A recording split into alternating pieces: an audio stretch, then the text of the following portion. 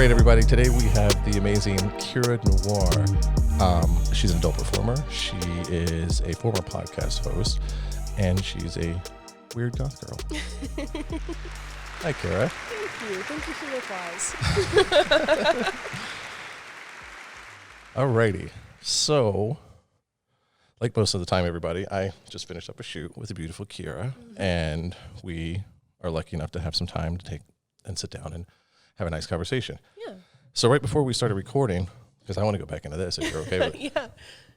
Yeah. We were talking about makeup and different things. So I'm going to actually let you just kind of start back over if you don't mind, because I think it was a good thing to know. Before we started rolling, we were talking about gaps in knowledge when it comes to white people not knowing certain things that are like only made for white people, at least at first. Right. Until they start talking to a black person who's like, no, I've run into a problem with this thing. And I was specifically talking about makeup, where a lot of makeup brands would come out with like 20 or 30 shades, and most of the shades would be for paler skin tones. Right. And then they would have a couple at the end that were like all either really dark or all really like kind of dark.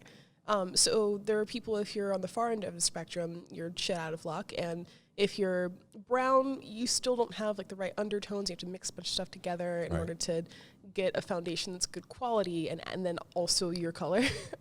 Right. So then Rihanna comes out with her makeup line, and she comes out with 50 shades to start with. And she had a great variety.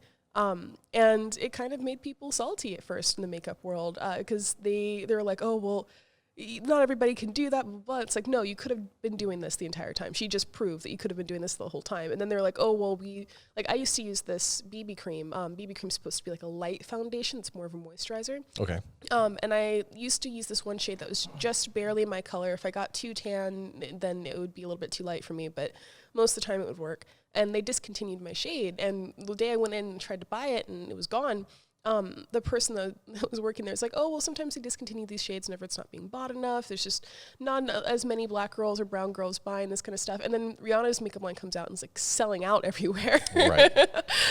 So she's proving that we are buying it. You're just not making it for us. Right. Mm-hmm. That's just ridiculous to me.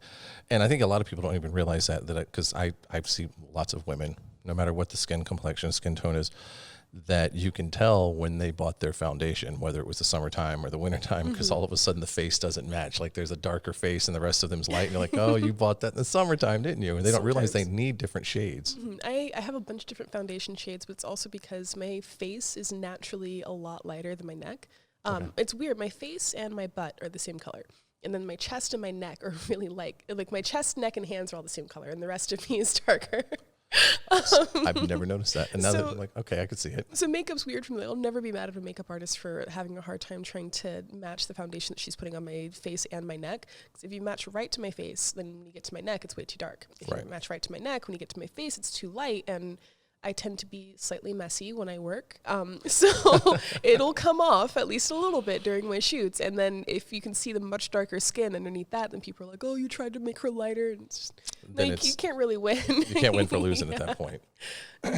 That's crazy. And I don't think that a lot of people realize that, like, and we were talking about even with like cameras, like there's so many things that until it's brought to their attention to think about it just for a second, just stop and think and go, oh, that was actually designed with a white person in mind. Yeah. And however you want to look at that, however you fuckers want to take it, the point is that it was that's how it started. And then there was there's people of color. We didn't think about that. Yeah. So, sorry, I got distracted by hair. So, how long have you been in the industry now? I've been making amateur porn for 7 years, and I've been making, is mainstream or commercial the right term, porn for 5 years? Yes. Yeah. I think I've been letting other people shoot me in pornos for 5 years. Okay. So you've been working for other companies. Okay. Holy hell, 5 years? Yeah. Damn. I think I've known you your whole career almost. Then. Almost, yeah. I started working with you shortly after I got with the agent that I'm with now, and I started with him when I was around 6 or 7 months in the industry, so pretty soon. But yeah, I feel like I've come a long way. I sometimes look back at my older scenes and cringe a little bit because it did my eyebrows completely differently, my makeup completely differently. My hair was like just barely at my collarbones. I didn't know how to pose, and I feel like I've changed a lot, and hopefully for the better. Yeah, you have. I think that happens with all of us. Like, you should go back and look at me. I was a lot better looking back then. 15, 16 years ago, I didn't have this. Like, I was in better shape. I just missed the ponytail. Oh, my ponytail? Yeah. I miss that too. A lot of people I don't think people even know, because it's been so long since they were gone. You'd have to go digging, but I used to have dreadlocks to my ass. Mm-hmm. So if you guys are really curious and you want to do some research and digging, good luck. There's pictures out there. You just got to find them. You know, seeing white people with dreadlocks used to piss me off. I can't lie. Mostly because usually when I met another white person with dreadlocks, they would try to tell me what to do with mine. And just the way you do it is really, really different, because the different hair textures. It's not even the same. Yeah. So there's similar hairstyles. It's like same ballpark, but you have to do such different things to achieve them that I don't want you to try to tell me what I should be doing with my hair, because all the shit you had to do to get your hair to mat up, I don't need to do that. Mine wants to be like this. Hey, didn't have you to naturally have to convince it. fight yours away, where we have to fight ours into it. Yes. Right. That amazes me. You seriously had that many? Well, I guess there's a lot of fucking self-righteous people who think they know everything. It was mostly dudes, and it was their way of trying to form a connection with me, to hit on me. I was like, oh yeah, I used to have dreads, and like, this is what you should put like some weed ash in there to help it lock up, and like maybe like just go swimming in the ocean. That seawater really helps dry it out, so it'll mat up more. And yeah, just don't ever wash. Just don't wash. You already know. You don't. And it's like, no, I wash my hair. Fuck you. Yeah. I wash it. Yeah, because white people are different. Like, our hairs, and back when I was a kid, I say a kid, back in my 20s when I was your age, and even when, like, super younger in high school, and I hung out with a lot of dudes that were black, and just sitting around shooting the shit, because we hung out with. They were my fucking best friends, and that's where I was hanging. And there's the conversation. There's the, hey, can I ask you a question? Because you don't know, kind of thing. And I'd rather ask than to assume and be an idiot kind of situation. And the talking about the hair thing, I don't think that most people that aren't black know the big difference in maintaining, like, skin, maintaining hair. Like, it's not like us white folk. Mm-hmm. No, I can't remember if it has to do with the hair texture or the skin color, but I know that black people produce less body oil than white people. Right. So if we washed our hair every single day, then it would dry it out and we would get dandruff, and it gets really bad if I wash my hair every single day. But I still wash it like every couple of days, like once a week, if I'm not really sweating or anything. And it's better for me that way. But I feel like whenever people ask me about my hair, the question that I get the most is, do you wash it? Or like I used to get a lot whenever I first started my dreads. People giving me these kind of backhanded compliments, usually girls, of like, oh my God, your hair is so pretty. I could never do that. No, I need to wash my hair. And it's like, you bitch. You fucking bitch. I can't believe you just said that to me. But I'm okay with people asking. Like, if you're genuinely curious, and you're not asking like an asshole, that's fine. I don't mind answering your questions. It's just, think about it for a second. Like, if I really never washed my hair and I was standing right in front of you and you can smell that my hair smells nice and that I don't look like a crazy person. With one big dreadlock. Yeah. And like, obviously I do something to maintain my hair. It amazes me. It really amazes me that people that don't think before they act. Mm-hmm. And that's the problem, is their mouth engages before their brain does. And it's just simple. It's something that's just, and I'll just say it in all honesty, it bugs me that people are like, oh, sorry, I just didn't know. Fuck you. No, fucking think before you do stupid shit. Mm-hmm. And I understand that anything can be a sore subject with anybody, depending on who you talk to. Like, I was telling the story just the other day that because I have very straight hair, I got a lot of it, but it's straight and fine. Mm-hmm. And there was middle school, I think it was, this girl, and she would sit behind me and she would say, can I touch your hair, please? And she was a black girl, and she would sit there, and I'm just like, oh, this is the greatest thing ever. I'm going through puberty, so any female touching me, I'm happy about. But then she just wanted to play with my hair. She was like, your hair's so soft. And I'm like, oh, you play all the fuck you want to play with it. I love it when people play with my hair. I don't like it when strangers just grab at my hair. Can I touch that? And you're like, no. Yeah, and they always ask as they're reaching out for it. That bugs me. If somebody asks like, hey, I'm curious about your hair texture, can I touch it? And I'm usually like, yeah, go for it, as long as I don't think your hands are dirty or something. But it does bug me when people just grab at it. Or it makes me feel like I'm a petting zoo. I know that they have good intentions, but it's makes me feel like they think I'm some sort of alien whenever they just go for it. Right. Because if I see a girl with really cool hair, like bright pink or something, I don't go, oh my God, that looks great. Even though the texture's a lot different. And whenever I'm with somebody who has naturally straight, fine hair, I love massaging their head and I love touching their hair because it is just so much different than mine. But strangers, you don't just touch strangers. Keep your fucking hands to yourself. You don't know me, don't fucking touch me. Right. When I was in high school, middle school, high school, I found this little scene called the punk rock scene.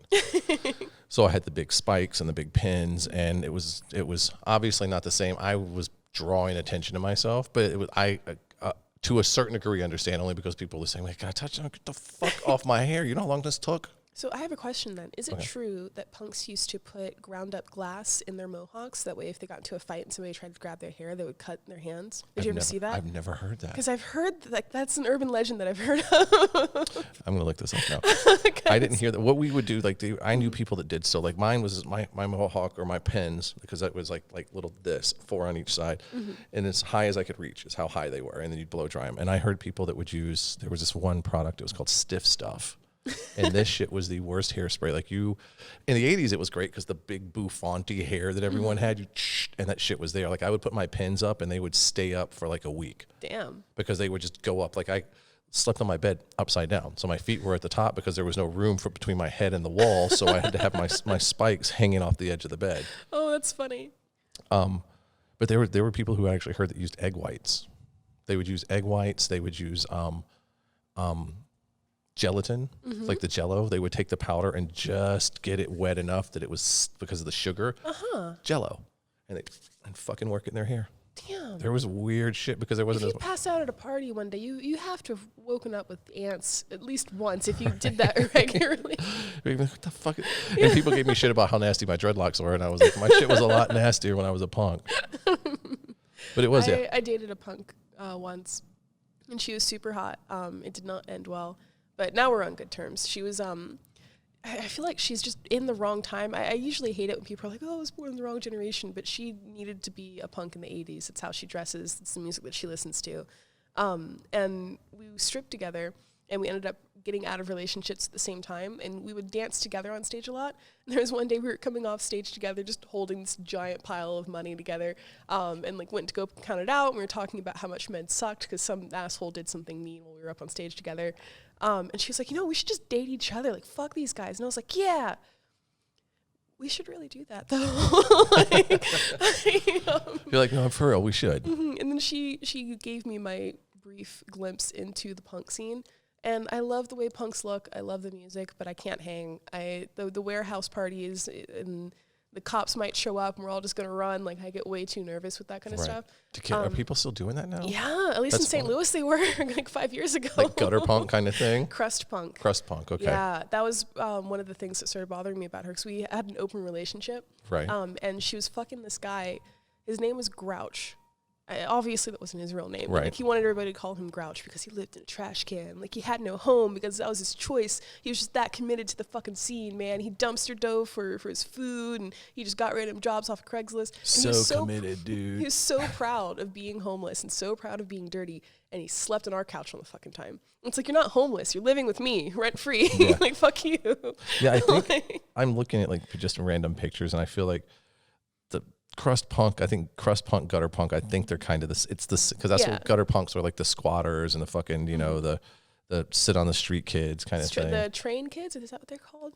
I think. There's a type where she also hung out with sometimes that would have like an identifying tattoo on their face with like railroad tracks, and they would just like hop on trains. Like hobo punks. Yeah. And like they're folk punk, and some of their music is really, really, really great. Some of them that I met were just way too proud of being homeless, but what they're really doing is just mooching off their friends that did pay rent.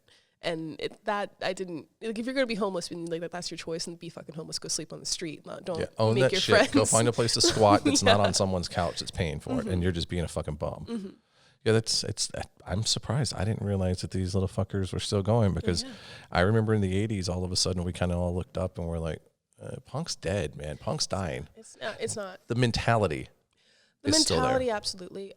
That's something that I thought was interesting, where all of these people were really proud of being anti-establishment, but they all have the same uniform, and it was all really expensive shit.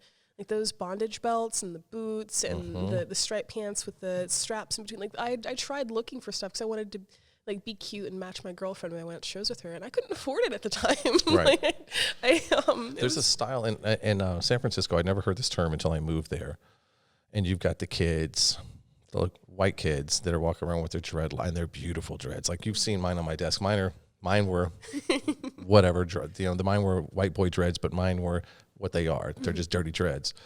These guys' dreads look as nice and as clean as yours, and you're like a salon shit. Like you got a lot of time to, and which is, I don't do it, but then you see them walking around and they're homeless, air quotes.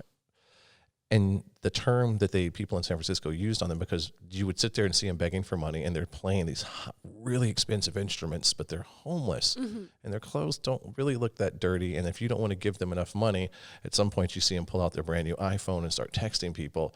The term they used on them was trustaforians. Because they were supposedly, there was a almost like a plague of them. There were so many of them, and you could be like, real homeless, man, get the fuck out of here. Like you're faking it. And they were just slumming so they could see what it was like to not have money, and daddy would pay for it. And I'm like, are you fucking kidding me? And this was apparently a huge thing there. No, this is a problem in other countries too. I just saw a post online about this where people will go to other countries and then beg and expect other people to fund their trip.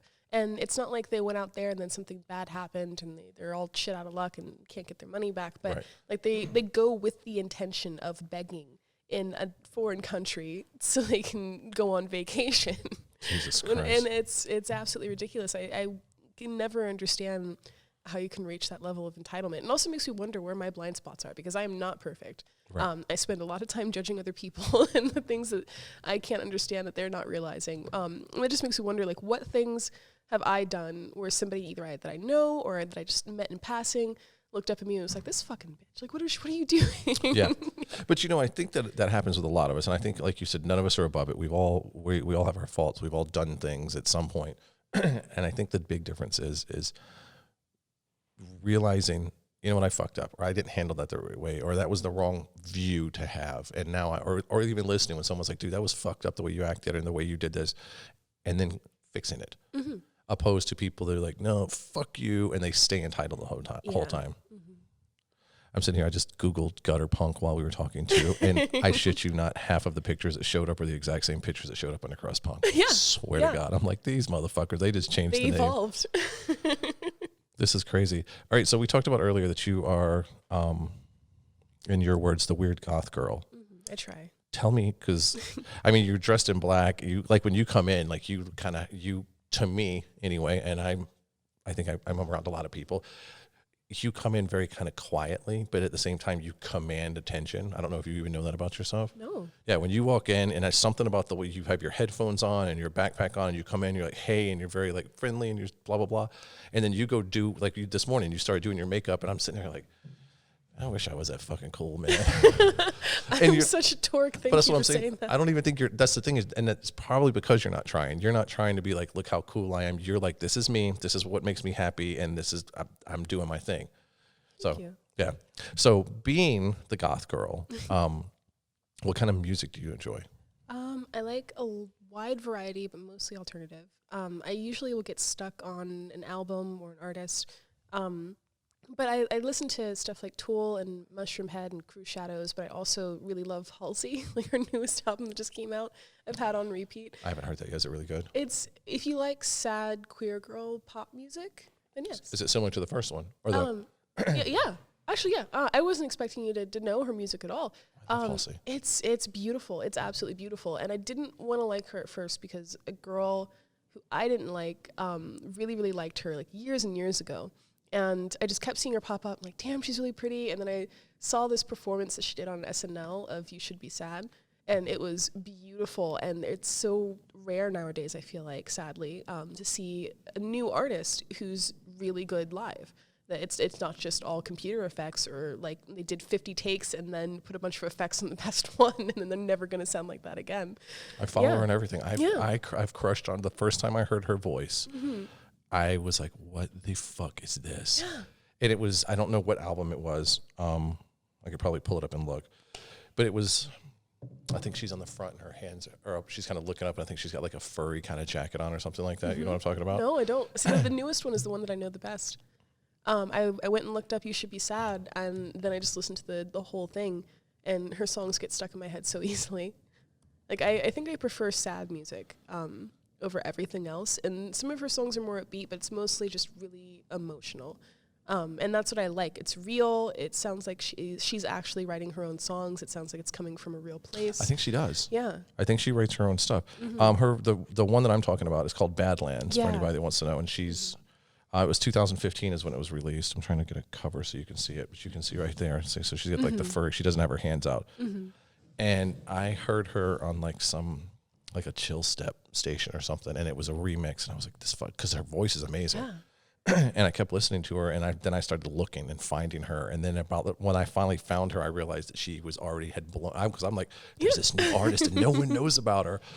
And she's huge. I'm fucking crazy about her. I think she's super hot. I think she's super talented. She's because like I said, I think she writes her own music. I know she also doesn't just. She's not a pretty face that can sing. She also plays. I think she plays guitar also, at least guitar. Yeah, I've totally got a thing for her. You know, so she kind of reminded me a little bit of Voices in the 90s with a little bit of the warble and having personality. Yeah, God, she's gorgeous. And in their newest album, she has a little song, like a short interlude with Alanis Morissette. And it's perfect.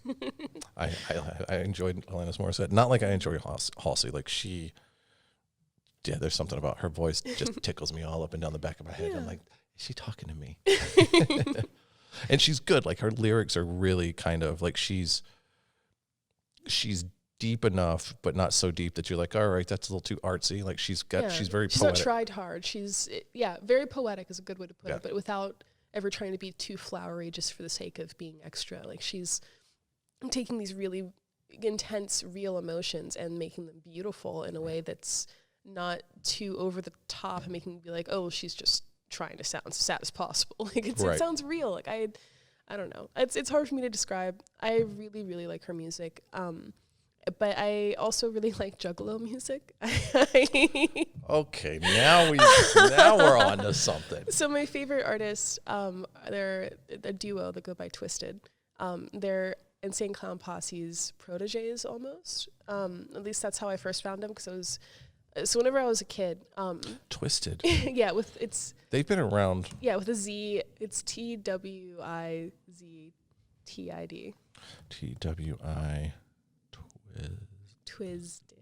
Twisted. And with a twisted. Oh, with a D at the end. Yeah. Got them. Because if they've been around as long as. They've been around since like the 90s, I think. Yeah. Oh, they look a little more devilish than ICP. I prefer them to ICP. No shade to ICP. But I think that they're a little bit more serious, where like I kind of see ICP in the same category as Weird Al Yankovic, I think that's how you say his name. Yeah, where it's jokes. Like it's meant to be funny. It's not really meant to be taken super seriously. They have a couple of serious tracks, but for the most part, you're supposed to just listen to it and have fun. Right. Like you're not supposed to. I feel like some people take it way too seriously, but with Twisted, they have more serious songs. They put more work into it, obviously. Okay. I like their shows a lot better because I can go and have a great time and connect with juggalos, but not get covered in Fango orange. Fango, yeah. Last time we went to an ICP show, it took me forever to get that shit out of my hair. And I love them, and I will always like pay respect to original ICP, but I like Twisted more. The whole Juggalo movement started with ICP, didn't it? It did. And now Twisted, they're not with ICP's record label anymore. They went and made their own Magic Ninja Entertainment. Fucking good for them. Yeah, and they're doing really great. One of their songs was just in a Super Bowl ad. Like they're doing fantastic. I have a huge crush on the both of them. I've had a crush on the both of them since I was a teenager. And they follow me back on Twitter right now, and I'm praying that it's not just some intern or assistant that's running their account and followed me back, but like actually one of them. And yeah, anytime they're in LA, which just doesn't happen as often as I would like, I go to see their shows. And inevitably, every time they're in LA, I'm dating some new person, and I'm telling them like, hey, so I'm really into Juggalo music. You don't have to be into it, I'm going to go. Right. You don't have to come with me. Do not feel pressured to come with me because it's probably not your thing, and that's okay. But every time they're like, no, I really want to come with you and experience this part of you. And then they come and they hate it. I feel like that's the way it is. I feel like it's you or either you are or you are not. I don't think there's a big in between. Kind of like a Slayer. I tell everybody with Slayer is the same way. I don't know if you listen to Slayer. You either fucking die for Slayer or you're, I don't care. There are a couple of tracks I really like. That's another sort of subject for me. Sometimes I will associate an artist with a person, and then I'll have a falling out with them, and then I don't want to listen to them anymore. Like, I used to love Slipknot, but Slipknot and Slayer I have a hard time listening to because now my big ex, those were his favorite bands, so now I can't listen to them without thinking of him, and then I get angry, and not the good kind of fun angry, but yeah. So you're definitely, and I completely can relate to that because I'm the same way. Like, the music is such a big part of me. Like, I've got the same thing. I'm walking around with headphones if I can. I've got music. I'm set. I always have music. There's music in the office. I get home. There's music playing. There's music in the bathroom. When everything to me is music. Like you can play a song that I haven't heard in 25 years, and it's going to take me back to when the first time I heard it or something that made me feel special. But sometimes you smell people like, oh, I could smell this thing, and it makes me.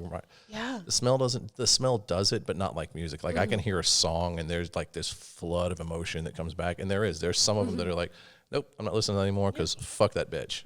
Because I dislike her so much that I can't listen to the music without getting angry anymore. And I'll say this, I was into Juggalo music whenever I was in high school. And then I met a guy that was too old for me, and I was really stupid, and I got married to him, and he was a huge Juggalo. And for he was a Juggalo? Yeah, he was Juggalo. Like, had the Hatchet Man tattoos and everything, tried to be a rapper himself badly. and after he and I split, I still wanted to listen to Twisted, and I feel like that was like a testament to how much I like them. Because usually, if I like have a falling out with somebody, or if I break up with somebody, and there's an artist that they really liked, I lose interest in listening to them at best. And with Twisted, it's just like, no, this shit fucking slaps. Like, I want to keep listening to this. I'm gonna listen. I'll have to check them out and listen to them now because I'm like, all right, because I didn't mind Insane Clown Posse. I dated a girl who was way into them. That's how I know so much about them. Like, she was probably like you, like really into them. And it was the same, like, I want to try, and I listen to them, and I'm like, they're cool, but I can't commit to this part. Like, I can't take that leap. And she was like, that's cool, and she did her thing. So now I'm going to have to listen to them. One of my favorite things is playing a Twisted song for my friends, and then they're like, oh, that's cool. I'm like, yeah, well, you like Juggalo music then. How you like that motherfucker? Yeah. One of my best friends, he said that he does these like medieval fighting tournament matches, and so they'll usually have like metal or something playing in the background. And he said that one day a song came on that he really loved, and he went ahead and he Shazammed to get it, and he saw it was Twisted, and he's like, fuck, that's that band that Kira likes. Gotcha, motherfuckers. Yeah. That makes me sad, though, about Slipknot, though. That makes me sad, because I've been following those fucking guys since they're the first album that I was aware of, like their first mainstream album. They were Side Stage Ozfest, I think, in 90-something, 97, 98, maybe even earlier than that. Gosh, I'm just sitting here thinking, doing math. I'm like, just stop talking, Jake. No. I used to want to go to Knotfest really bad. And the person that makes me not want to listen to Slipknot now, whenever I was finally able to, like, one, take the time off work, two, pay for it, three, like, have the freedom and the money to, like I could go and just go bananas. Right. He told me the first time that I wanted to go with him, we were polyamorous, and he had another girlfriend. Right. And he was like, well, I've been spending a lot of time with you lately, and she would just really appreciate it if we could have this just be our thing. And like next year, you and I can go together. And I was like, oh, okay. And so I went ahead and like let them have their thing, and I didn't go. And then the year after that, they weren't together anymore. So I was like, fuck yeah, this is the year that I get to go. And you promised me last year, and so I'm going to get to go. And he was like, yeah, well, I go pretty crazy at these things, and you know, last time my last girlfriend, she got pretty mad at me when I wasn't like with her all the time, so I think I should just do it alone. I'm like, no, it's cool. Like, I'm okay with you go off and do your thing. I want to experience this. He's like, yeah, but if you come with me, I'm just gonna be like worried that you're mad at me anyway. So I was like, all right, fine, I'll stay, and we'll go to a different show. And then we broke up. So I'm like, fuck you, now I don't want to go and maybe run into you. Those are fucker. I'll just stick just a little. I'll just stick to my Juggalo shows. That sucks though, because like I said, I've been a fan of theirs since that I found out. I'm like whenever it was in mid-90s or something, which is now I'm thinking that's a long fucking time. How do you feel about Korn? That's another one of my favorites. So I was a musician, and I had the dreads. And when Korn first hit the scene, like, I fell in love with them. I thought it was emotionally raw that Jonathan was doing the stuff that he was doing with like what he was singing about. And don't get me wrong, they did Chutes and Ladders also. Like they made an entire like rock All in the scene. family. Yeah. And then, but then at the same time, he had was it Faggot? Was that the title of the song? Mm-hmm. Don't take that out of context, motherfucker. I'm just talking about a song title. Yeah, it's a song title with an E. Yeah. And because that was the one where he breaks down at the end, right, and starts crying. And when I was in the band at the time, I was like, it was amazing. Because, for one, it was the first band I'd ever heard playing 7-string guitars. So you can see that I'm a pretty All big new fan sounds, at the time. Yeah. So they're doing that. Deftones shortly showed up I was turned on to them shortly after. But like they were doing the thing. They had the dreads, but they were still like funky and like, check, I've got the Adidas and Jonathan's wearing the fucking kilt and he's playing the fucking bagpipe live. And I was like, this band's the shit. And I like fell for it.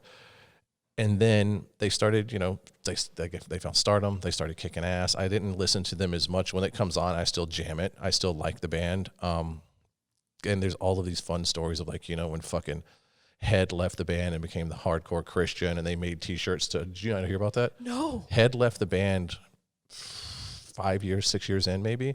And he was like, I'm a devout Christian and I can't play this music anymore and I'm going to start a family. And he did. And then the next tour they went out and every Korn T-shirt said, "We gave God head." That's fantastic.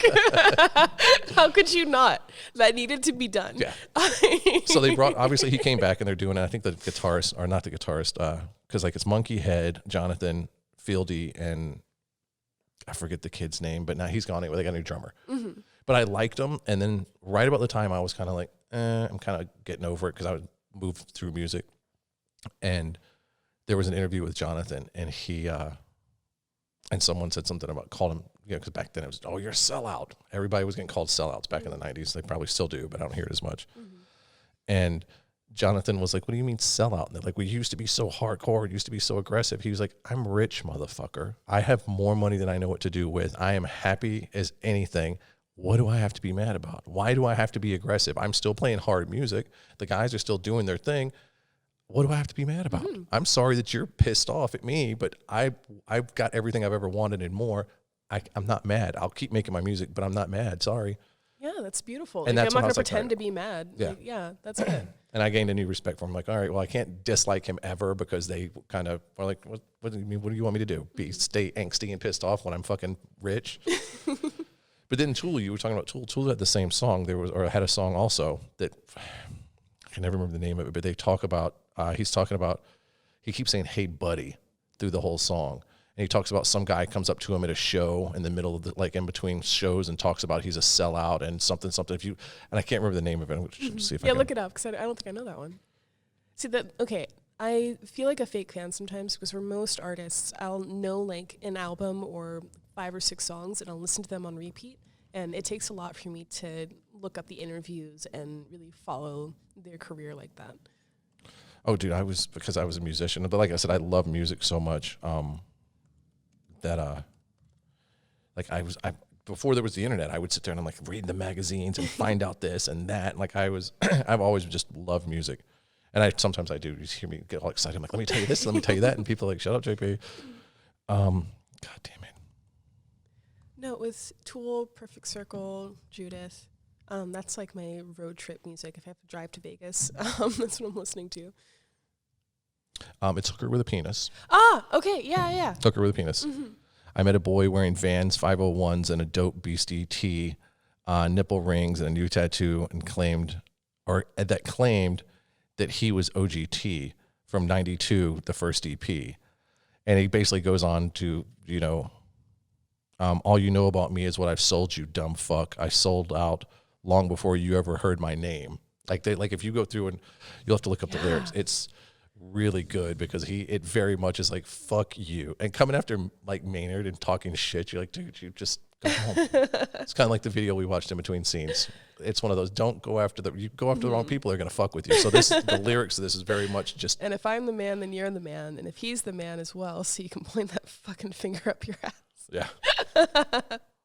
Okay, yeah, no, that's one of those songs where I know I've put on just Tool on Spotify and had it playing while I'm cleaning or doing my makeup or something, then looked down and seen that song title, but I've never really listened to the lyrics.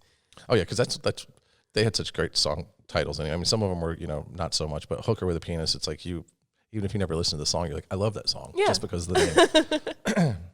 But they did this album, I think, because this was, people don't, I never say this right. It's the Anima. Yeah, I don't ever say it right either. I know which one you're talking about, yeah. That one was the one that had so many good songs. Like those, I love all of their music, but there was a couple on there that were like, I think, 46 and 2. That was the other one. It's just good stuff. Anyway, all right, enough about all the music. No, I was never musically talented. I always liked acting more. I tried to, so I grew up in Nashville. Some people were kind of unintentionally racist when I was a kid, and I wanted to. Nashville? Unintentionally? Yeah. I wanted to join band, and I really wanted to play the flute. The teacher told me that there are already too many people in the wind section, and they need more people in brass. So she took out a bunch of brass mouthpieces, and she put them over my lips, and so she found one that covered my lips, and she was like, this is the instrument you should play. And it was the trombone. So I played the trombone for 4 years before I realized, hey, that was kind of racist. Did you see my face? I'm sitting here like, I'm waiting for you to be like, I'm just bullshitting. No, because I was a kid. So I played that, like, not very well. Played piano, not very well. And I did marching band and theater in high school, and then went straight from high school to being a sex worker. Right. So I always get to feel happy whenever I get to do stuff that's either super campy or super serious, as long as I get to act in it. It's really fun. And that's part of the reason why I love doing this job. And even with kink scenes, like, a lot of times I love doing this kind of stuff with you because you know how to take my brain to that part where I'm really scared, even though I know I'm safe. Right. But even with that, it's sometimes I have to act a little bit because you can't hurt me enough to where I get marks. And like I have to act like I'm scared, like, oh my God, I'm trying to wiggle out of this. Like, I know I'm not going anywhere. And like, I'm not scared. You're my friend. Right. So, But you have to do the, please, mister, no. But that's the, sorry. Are we out of time? No. My phone, everyone knows this. I have a child, and nowadays they have apps. Just put it between my legs. That way it'll entertain me if they keep doing it. Sorry. So the teachers can communicate with the parents through these apps. So at the end of the school day, they start tagging and talk. So it's like a way to go.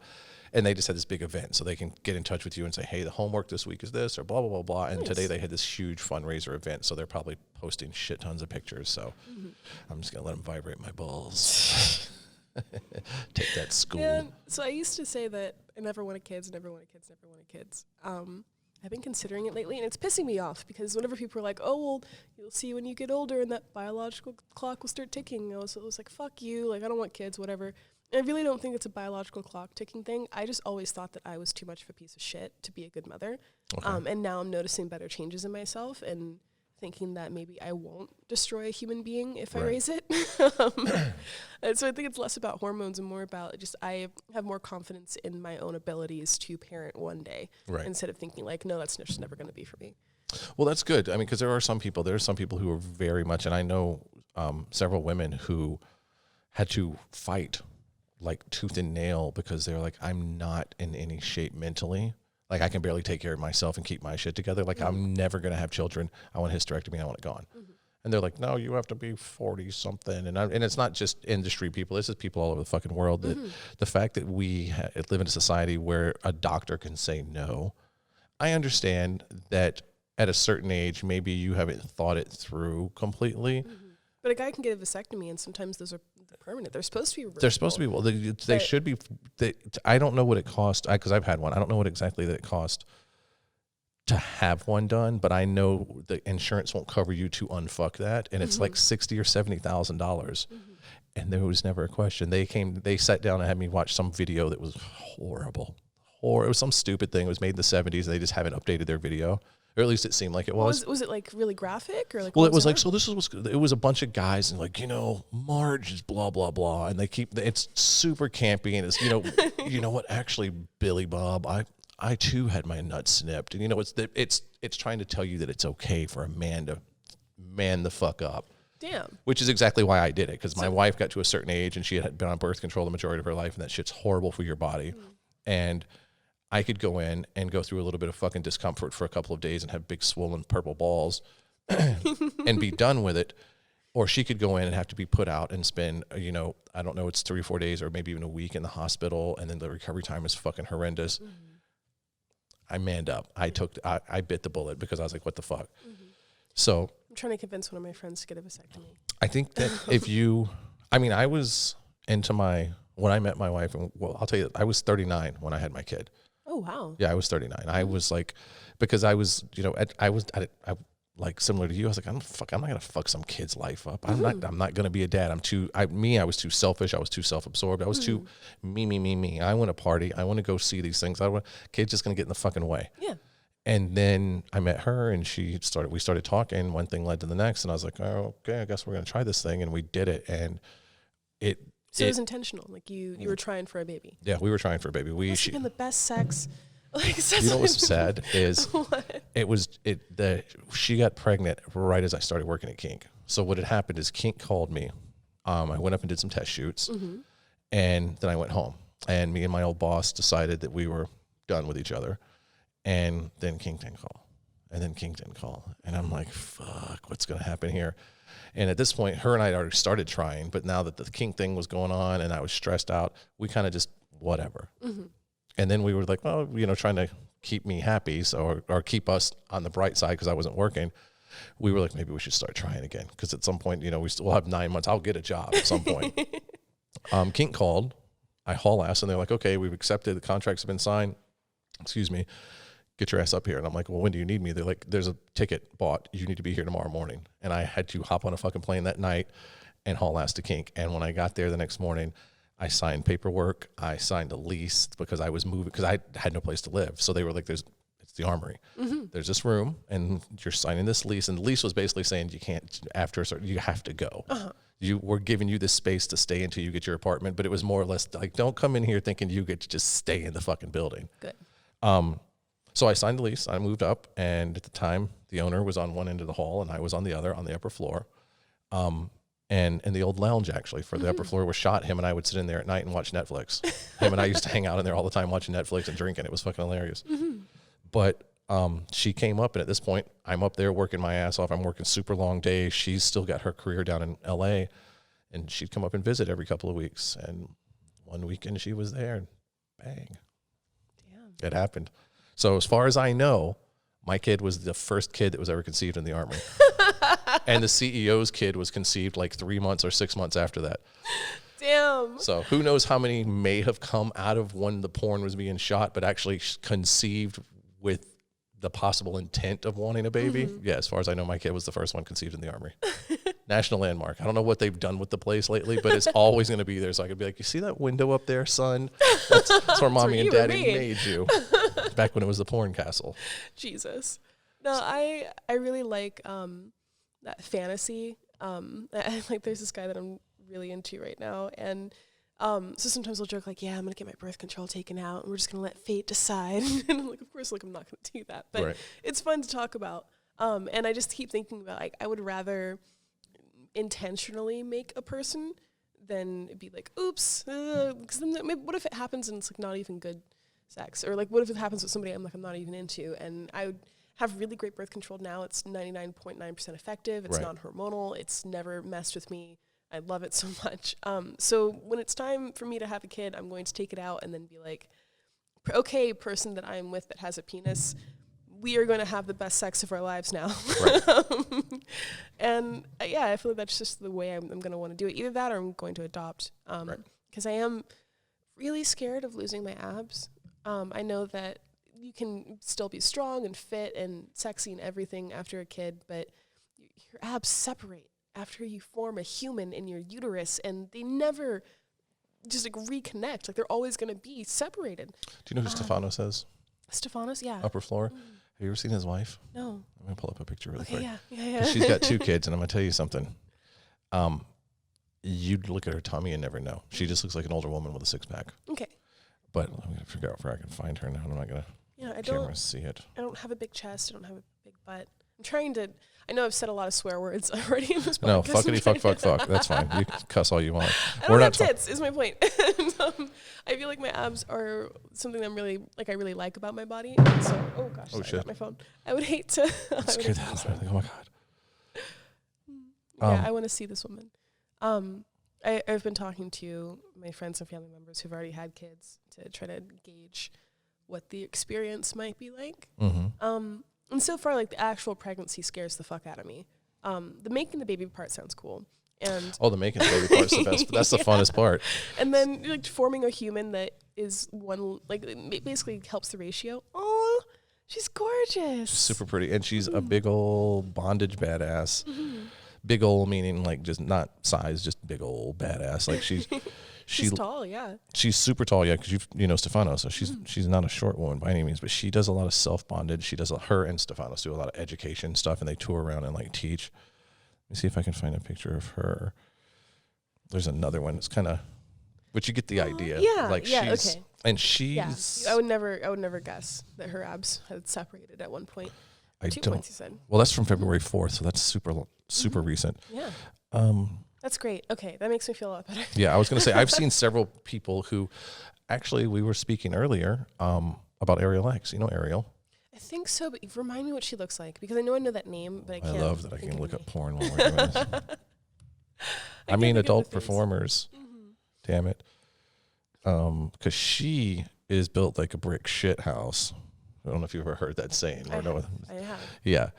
And she's a friend of mine. I've known her for fucking well over a decade. Like, I've known her a long, long time. And she has a child. Her son, actually, I had her on a while back. I had her on, and I think she was telling me that he's almost 21 now. Or he's at least, I know he's graduated high school. All right, Ariel, I need fucking photos of you. So I can't show them, but that's her body. Wow. Remember I told you she was very toned, but she's still very feminine? She has like a fully grown, oh my goodness. Yeah, okay, so that's what I want to look like. That's why I'm doing weightlifting and stuff now. It's a great hobby, and I told you the other reasons why I started trying to work out more. But also, if I have a good foundation now, and I can look like that after my kid is grown, yes. When she was your age, I can tell you right now, you are already more toned than she was then. Really? Yeah. Okay. So, and she's just, she works her, I mean, you see her right there. That's just, I mean, dude, that's a custom video for porn. And she's exercising naked, and people are like, oh my God. So, yeah, she is a mommy also. So, never fear. Those abs, they'll stick there, especially because you have such a good foundation. And I'm not a doctor, but I have proof on the internet. Naked mommies. It's possible. Thank you for showing me the naked mommies, because that does make me feel a lot better. Yeah, especially hot naked mommies. Sorry, buddy. We said the names. You'll have to look them up if you want to see them that bad. Yeah. No, I know that the guy that I'm fucking right now is going to love this conversation. He's going to be like, you told everybody. I'm being really careful with names and all of that. Right. Yeah. I think that here's the thing. I think people know I'm not ready yet, but I'm not sure. And then there's people, like I said, that are my friends that I know that are like, I'm never, and I know I can't. And then there's people who are like, I'm going to have 17,000 babies. And there's all types. And I feel like the people who know most of the time, let's get the hysterectomy over with, get it done. Why am I bleeding every fucking month and dealing with this bullshit? I'm never going to have a child. Get the fuck out, get this out of me.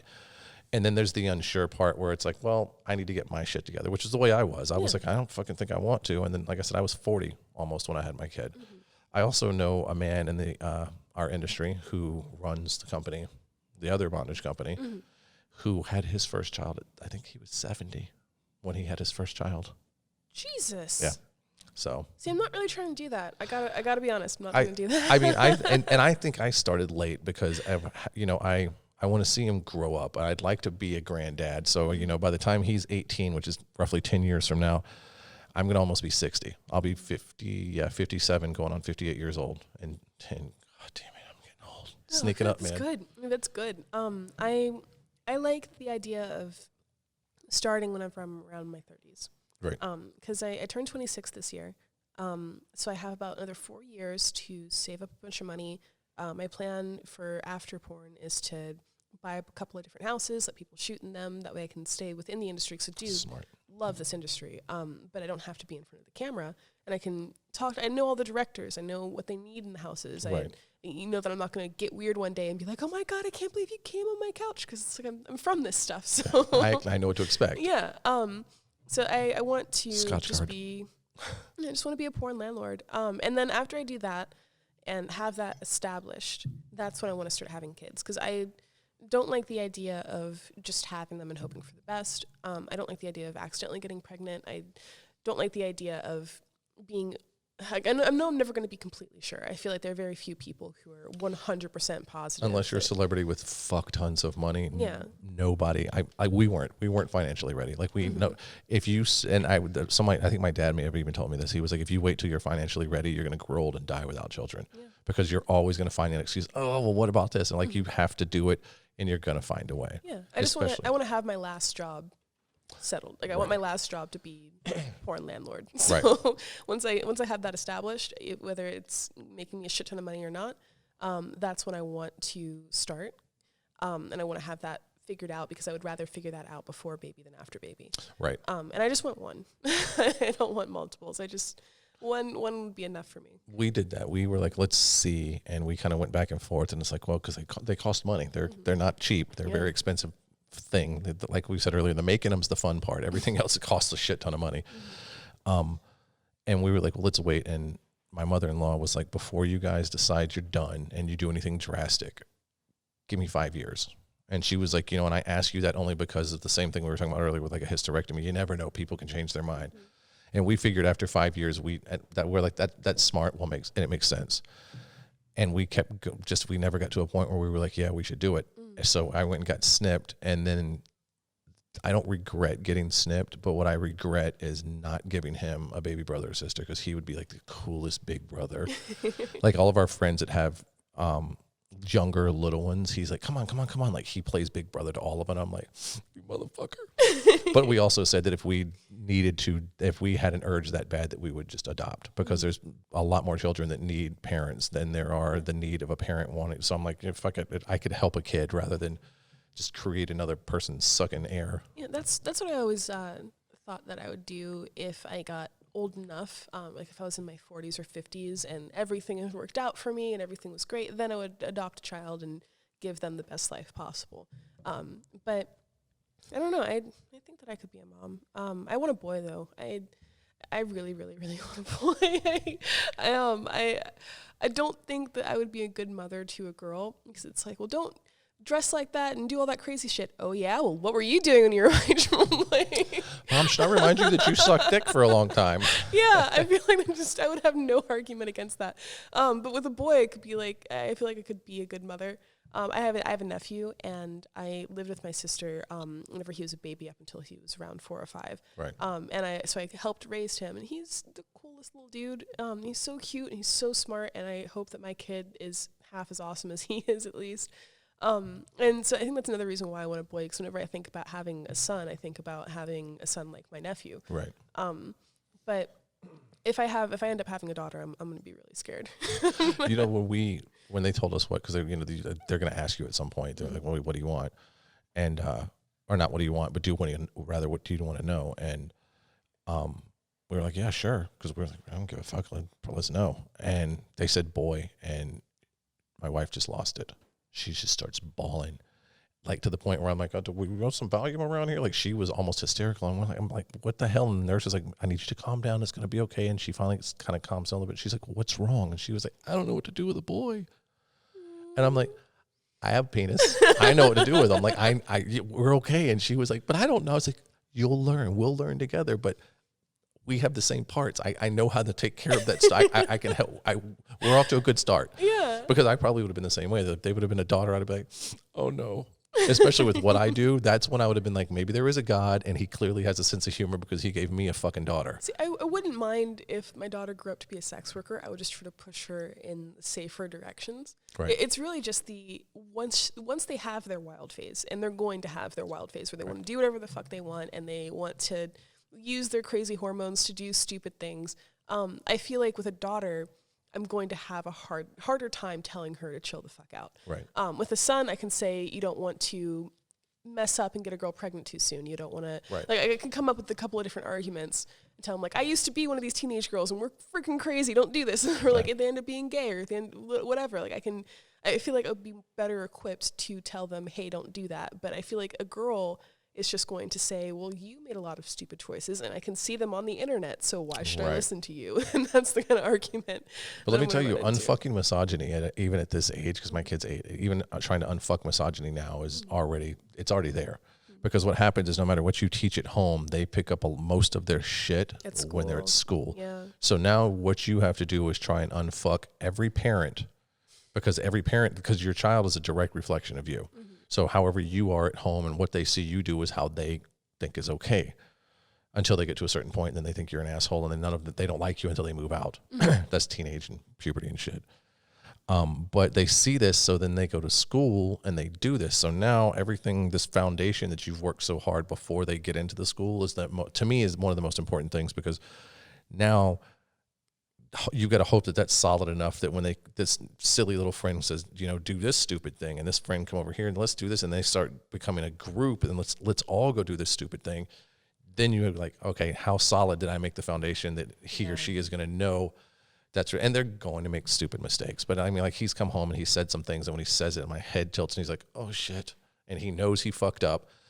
And it makes me sad that at a 3rd grade level, there's kids walking around saying things like, don't be gay.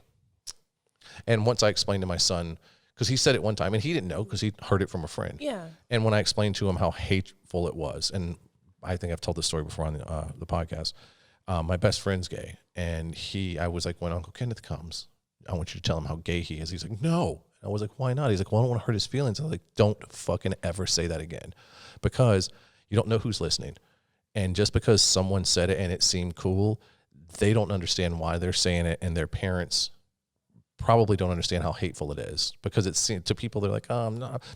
And I too was the person. I made those mistakes. I used to say shit like that. And our friend Uncle Lex was working with me, and I said something about this dude's so gay, and she was like, hey, and I'm like, I don't mean gay like homosexual, I mean like he's a bitch. And she's like, you motherfucker. And I'm like, I'm sorry, I clearly have crossed the line. But it goes back to what we said earlier, is realizing you make mistakes and evolving from it, and not being like, you motherfucker, I'll say what I want to say. So having that conversation at 8 years old is weird, because you're like, now let me unfuck something that some stranger did to them. And hopefully that seed is in your brain and you continue to try not to repeat that bad behavior and not turn out to be an asshole. Yeah. That's all you can hope for, is to try not to raise an asshole. And that's what I tell him. Yeah. I seriously, though, and the listeners have heard me say that before, that I'm doing my best not to let my kid be an asshole, because it is like, I'm trying, and I tell him, I'm not your friend, I'm your dad, and my job title is dad, and my job is to make you not be a piece of shit. Like, you are not going to grow up and be a horrible person on my watch. And that's all there is to it. On that note, I think I have to get to the airport with Thompson. You do, exactly. That was fucking good timing. Yes. Okay, can I have 2 minutes or 1 minute? Yeah. I wrap these up with an advice thing. If you could give advice to anyone coming into the industry about anything, whether it's money or anything, what would it be? My advice, it would be twofold. Number one, focus a lot on shooting your own stuff. With the history of porn, I feel like it's better than ever to make your own content as a performer, own your own content as a performer on OnlyFans, Snapchat, ManyVids, Clips for Sale, all of the things. Because whether or not you are the perfect like porn entity, or you're somebody who doesn't fit the mold, you might have problems trying to get work on set. Like, you might butt heads at certain directors, certain companies. Sometimes people don't want to hire you. Sometimes they want to hire you too much, or trying to pressure you to do things you don't want to do. So it's always better to have your main source of income be all of your videos, so you don't need them. And so you will have an easier time sticking up for yourself and saying, no, I don't want to do that, whenever you know that you're making your rent from your shit and you don't have to rely on them. And the second thing would be, if you're shooting your own stuff, make sure you're checking everybody's test in pass. You're doing it yourself. Yeah, and you're doing it yourself. Like, not just looking at the barcode but also looking up like on the actual website, get their ID, look at their ID, look at the name, put that name into the search bar, see if there's a green check mark, because there are a lot of people who will forge tests. There are a lot of people who are like, oh yeah, I totally got tested, and then they just will take advantage of the fact that you trust them and don't look.